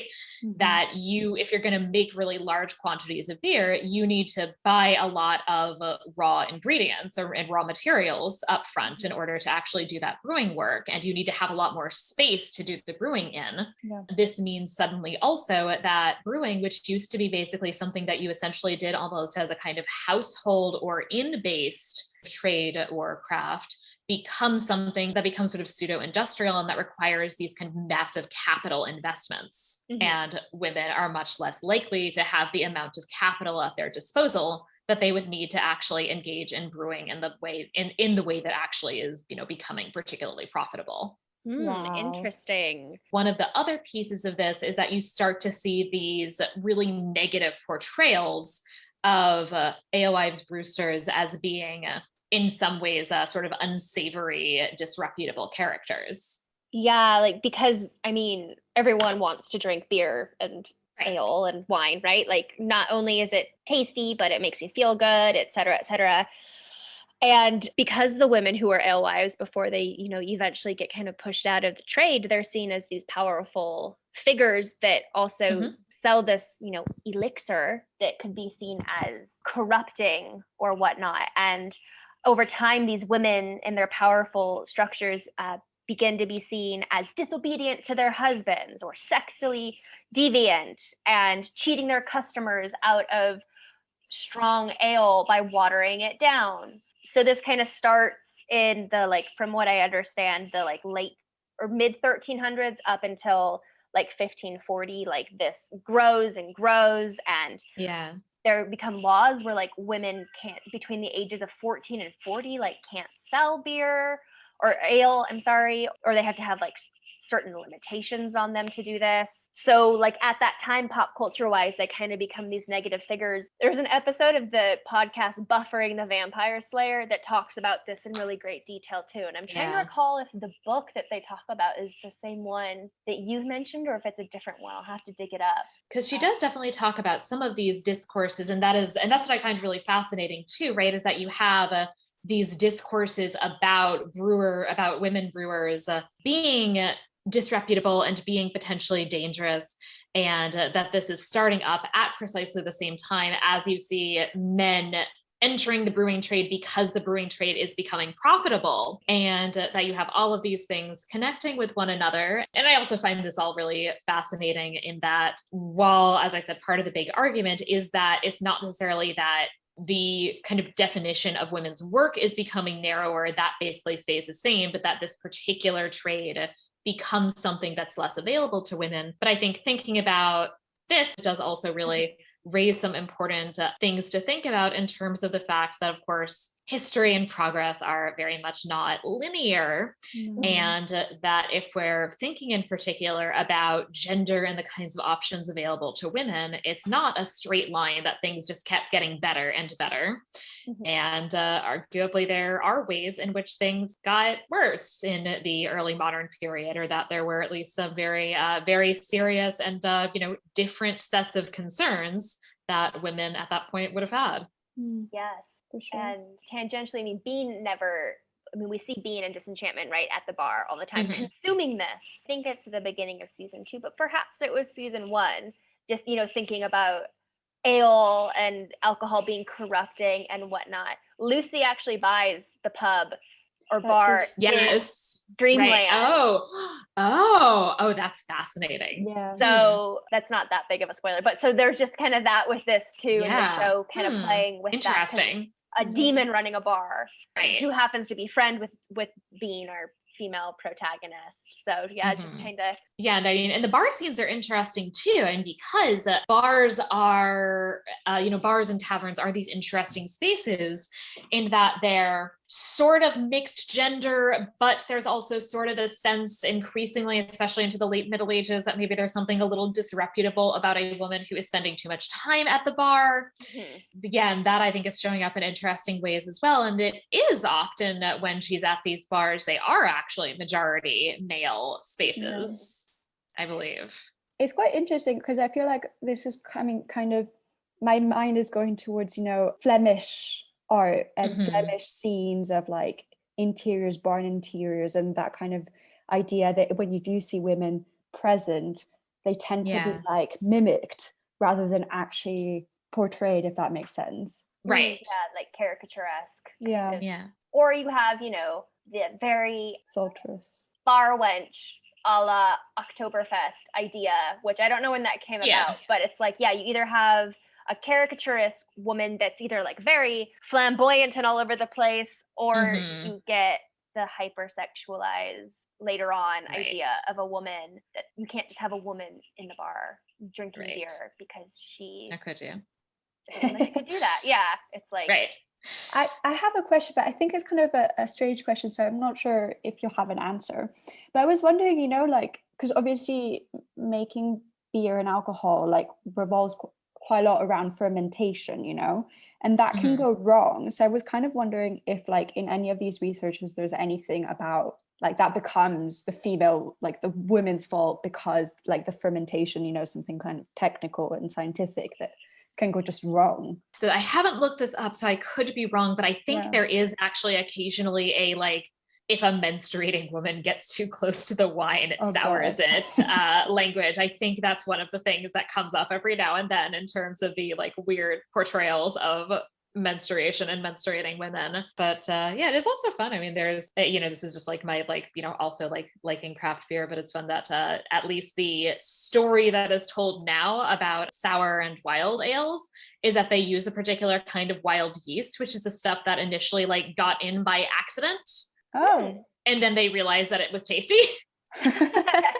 so let's just keep, we don't know what it is, but let's keep doing it. Yeah. And it's like, and it is done by like open fermentation. Like you, Yeah. I don't think this is true anymore to the same extent. You would basically like ferment things and kind of like leave them sort of out, like, and Mhm. let these just like these like wild yeast particles like in. Mhm. And to answer your question, Elo, I also wonder if at any point, if there was any like, she's cursed my Well, yeah, ale. or yeah, because cursed also, you know, Mhm. if you get it wrong, you can kill someone, like Right. yeah, alcohol poisoning, or like, I Yeah. don't know, like I've got bacteria and stuff. yeah. Yeah. I know that in Yeah. Saudi Yeah, that's Arabia, interesting. I don't know. people sometimes have made their own alcohol, like expats, Mhm. and then usually like it can go really wrong because if you do Oh it yeah. at home, Yeah, like you could just poison liquor yourself. especially. Yeah, liquor especially, I think is like, maybe because it's a higher alcohol content, I think is like particularly dangerous. Mm. Yeah. Make Um 200 proof ethanol. Oops. right. And I think in part because it's lower ABV, I think it's hard to make beer that's going to kill you. It might not be good, but I think it's harder to make beer that's actually like dangerous. Fair enough, Yeah. fair enough. And yeah. That comes up with, I have some friends who do home brewing and did a little bit of it myself at some point a long time ago. But yeah, so that was kind of my sense with beer, is that it's hard. It's pretty hard, at least, to manage to kill yourself with beer. Okay, Good to that's good to know. know. Yeah, if anyone wants to try home brewing. So we can now move into the Fabula Nostra segment, where we come up with some kind of media project, perhaps inspired in some way by this one. So anything off the bat that jumps out to you that you were interested in? Well, Either so of you? Elo and I talked about this earlier because at first I was Mhm. like, I don't know. Yeah. But I've started rewatching It's Always Sunny in Philadelphia for Mhm. like recreational fluff watch. Yeah. And I was like, what if? So it's hard because Disenchantment is still running, right? So it's still a show that's Yeah. going. And I think that the fact that it's a cartoon is working for it because it allows it Right. lots of agency that you can do just because it's animated. You don't have to. Right. You don't have to worry about big CGI set and things. pieces. Right. But if we're in an ideal world where it doesn't matter and I can bring back people who are dead or whatever and do this thing, I'm like, well, what if we kept it episodic, but we made it like It's Always Sunny Philadelphia meets Fleabag. So we break the fourth wall and have shenanigans and characters and keep the also like hyper awareness of It's Always Sunny, but also nothing is like sacred. Like they make fun of anything, everything, not politically correct, but is aware of that. And then also take this like, I don't know if story-wise if I would really change much, maybe. And then I also thought of some casting choices because I think the voice actors are great. But I was like, oh, let's see if there are other people. So keep Abby Jacobson as Bean or Phoebe Waller-Bridge as Bean, you know, Fleabag, keep that because she's just great. And then I thought, okay, well, who would be a good Dagmar? And I thought Amy Poehler would be a fun Dagmar. Oh, yeah. And then I was thinking about who would be King Zog, and I'm torn between Jack Black or Nicolas Cage.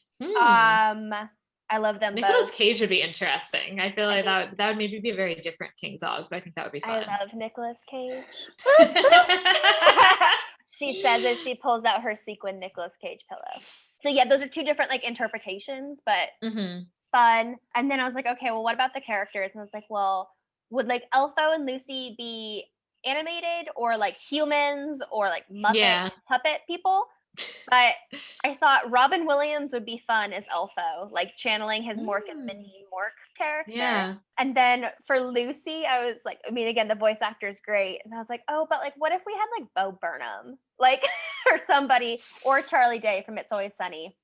And then my last one, I didn't get super far, but in the Bentwood episode, when, I mean, you see the Bentwood King in the first pilot episode, and then later, and I'm like, that character has to be Will Ferrell in Zoolander.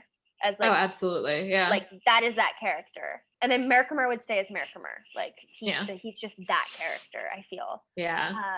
So that's mine. It's not really like, I mean, plot wise, again, I'm saying just like medievalism run wild. I'd maybe try to bring in some more fun anachronism as well as more fun like medieval accuracies. Yeah. But I don't know like what those would be, but just kind of change the tone of that a little bit. So that's mine. Oh, mine is kind of weird. Mine would be based in like an investment banking situation and all based in the kind of realistic high drugs, except that instead of cocaine, they do like psychedelics. And then the people who are like, you have like interspaced moments between like the mundane investment banking stuff, and then they kind of go into this dreamland where they I would animate them and then have like the storyline and the punchlines and stuff, and then they come back and forth between like their working life and, you know, the more drugs they take, the more confused they get between the two realities. So I thought that couldn't kind of work, but I have no idea cast wise or really any more than that, but that was just my general feeling. That's very fun. I actually also on this particular occasion didn't really come up with a cast, but in some ways similar, Meaghan, to the kind of thing that you were talking about. You know, I've been really liking this show, but I still do think that ultimately one thing that I do often find frustrating is the fact that the vast majority of things set in the Middle Ages are about princes and princesses and queens, etc. And I would like to see something that's really instead about normal people. And so inspired by this show in particular, I think that if you had a show that was centered, like say centered around a bar and had a Brewster as a main character and was a kind of like Cheers or It's Always Sunny in Philadelphia, like kind of like bar centered, just ordinary people, situational comedy, but it's set in the Middle Ages and is centered around a medieval tavern. I would really enjoy that. And I think it would also really work as an animated comedy. And, you know, I think this voice cast is excellent. And I think you could almost just like shuffle things a little bit. I mean, maybe Bean is not Princess Bean, she's Brewster Bean now. You know, she could still have a demon that, you know, shows up every now and then. You know, maybe we set it sort of late Middle Ages and people might start to be a little like, you know, kind of iffy about what's happening there and with her and her demon and her brewing. But if we went for like a 15th century-ish setting, that's what I would want to do. Because as I said, I just want more medieval set films that are about ordinary people, as opposed, like, because they're just so heavily focused on royalty and like high nobility. I feel like when I think about the representation of normal people in the Middle Ages, like what comes to mind, which isn't very definitely not an accurate thing, but it's like in the Name of the Bros, when he meets like the people of the village and they just don't speak and don't say anything. That's kind of like the imagery that I have, which is obviously completely inaccurate. Yeah, they're often shown as like ignorant or I don't know. Yeah, just the dirty, ignorant, not sophisticated people, and it's really not. You got the sort of Monty Python bits with like the peasants and their anarcho collective. Sort of interesting. The Monty Python scene. I talked about this when we talked about Monty Python in one of our first episodes, but also like the witch burning scene, and they're like asking what ducking is, and they're like talking about what does ducking mean, and they're like a piece of wood if they float. If they sink, and like they're just trying to figure out what this rule is, and it's just so funny because it's like, maybe people were confused at first. They're like, what are you talking about? What are you doing?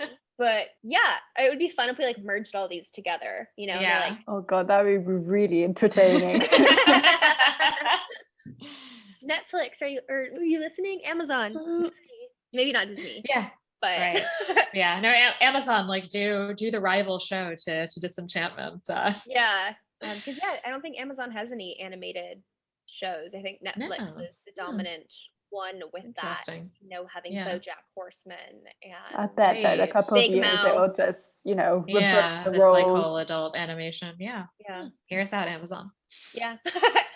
So with that, I think we can now get into finally the estimatio or rating section. Rating is this show on a scale of 1 to 5 based on whatever entirely subjective criteria that you personally each see fit. Brilliant. Elo, you Yeah, go first. okay. Yeah, Ellie. You go first. I give it a 3.5 out of 5 Okay. just because I think that sometimes it falls short, and when it falls short, it really falls short. And I think I'd be interested in like seeing more diverse background and diverse scenes, because some of the humor is often very much the same. That's my subjective view of it. Yeah. Sorry, I had to do quick math because I was thinking of it out of 10. I was like, oh no, what is it out of 5? Which, anyways. So yeah, like you, Elo, I'm torn between like a 3.2 and a 3.5. That's quite specific. 3.2. Because a 3 feels low, because there are things, especially in later seasons, that I really do enjoy. But yes, sometimes I wish that it would break out of the trope shell that exists of like these patterns that we've been discussing, of princess versus the world in a way. Yeah. The stereotypical king and the evil stepmother. And I appreciate the way that it does try to play with and at times subvert these, but also there's so much more you can do. And like Elo, I think that sometimes the comedy is pushing it a little too hard. It's trying too hard to be trying to be funny, and then there are moments where a joke just falls completely flat, and it's kind of like, oh, I don't, my skin's crawling. I don't like it. I don't like the pause of no laughter. But that in regards to like certain types of representation, it starts to do a little bit better, at least in regards to gender, or not gender, like sexual orientation in the 3rd season. Oh, nice. Okay. Bean has a fun little romance that breaks any sort of Interesting. heteronormative expectations, and I really very appreciated that because I thought it was Yeah. done well. Considering it's a cartoon and it's not like, it has decent racial like spread, like we were saying earlier, like in the background it's quite diverse, but it would be nice at times to have more. It is interesting when you're in a like high fantasy with like elves and, I almost said orcs, but this isn't Tolkien, ogres and everything, because those are the different species could in a way potentially be considered as like they're all part of something that's different. So like Elfo, Lucy, and Bean are this very mixed cohort of people, but at the same time everything else about them is like Bean's blonde-haired white queen, not queen, princess. So there are certain things like that at times, but I am waiting for season 4. I do enjoy it. I do have moments that I laugh out loud, and considering it's medieval, they could have fallen a lot more flat on their face, I think. And I'm excited to see where it goes, because I do think that it's getting stronger. Even though season 3 wasn't my favorite, I think that it has potential to really get up into that 3.5 plus range. I hope it doesn't fall through. Now I'm kind of a bit wary, because like, what if it just doesn't do what we want it to do? I just hope that it ends with like season 4, possibly season 5. I hate it when a show just like if it goes too far. Going. Like, I got that with Supernatural, not an animated series. Right. Like, Killing Eve as He well. does have a plan, so hopefully that's a good sign. Eric Kripke had a plan for Supernatural. It wasn't supposed to be more than 5 seasons, and then we got to what, 16? So oof. Right. So we'll see with this. I'm actually gonna go a bit higher. I'm actually gonna go for a 4. Ooh. And the reason I'm going to go for a 4 is because I have, in the course of doing this podcast, grown increasingly less tolerant of the many variations of the kind of grim, dark Middle Ages, of just everything is very violent and everybody's very depressed and everything is gray. And I find that very frustrating. And I really have a deep appreciation in general for the idea of doing medieval comedies I'd really like there to be more medieval things that don't feel all the same, of these like gray movies with 12 showpiece battles in them. Yes. And I agree. just, Yes. yeah. And I just, especially because I cover so many of those movies, that this, I think I have a real appreciation for as something just that is different. It's telling an original story. It's not just your 7,000th Arthur or Robin Hood. In a medieval inspired universe, which is not idyllic, but which also isn't kind of constant misery either. That's in some ways very rare. And so I definitely agree with a lot of the critiques that you just said, and I definitely don't think it's perfect, but I like that it's doing something different with the Middle Ages than most other media. And I do overall, I mean, as I've said, it's very close in a lot of ways to Futurama. And so it's a humor that mostly just very much kind of worked for me. Yeah. Completely fair enough, really. Yes. I feel like if you watch this, with a lot of medieval films, it shouldn't go bad. Yeah. And not everything can be as wonderful as Shrek. I actually haven't revisited Shrek in a long time. So one of these days I'll have to watch and cover it. It does not disappoint, in my opinion. I feel like it's just ages like a nice fine wine. Yes. Well, I'll have to check it out. So are there places where the listeners can find you on the internet?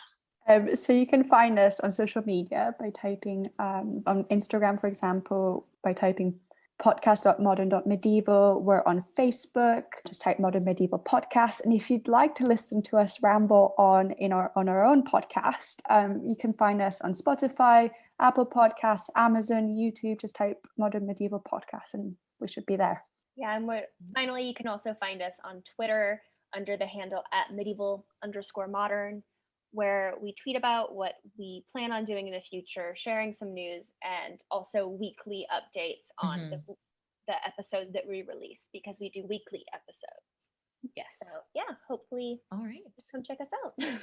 Yes. So please go and check out Modern Medieval if you have an interest in medievalism and those intersections between the medieval and the modern. And if you have enjoyed this podcast, please subscribe in your preferred podcatcher app and rate and review on Apple Podcasts. I will read new 5-star reviews in future episodes. Please also follow the podcast on Twitter @Media-eval and join our Facebook group. And you can find me on Twitter and Instagram @Sarah ifft. If you have any questions or suggestions, I would love to hear from you via email at media.evalpod@gmail.com. Thank you again, Meaghan and Elo, for joining me. Thank you. Thank you. It's a blast. Yeah. And thank you all for listening to Media-eval. Bye.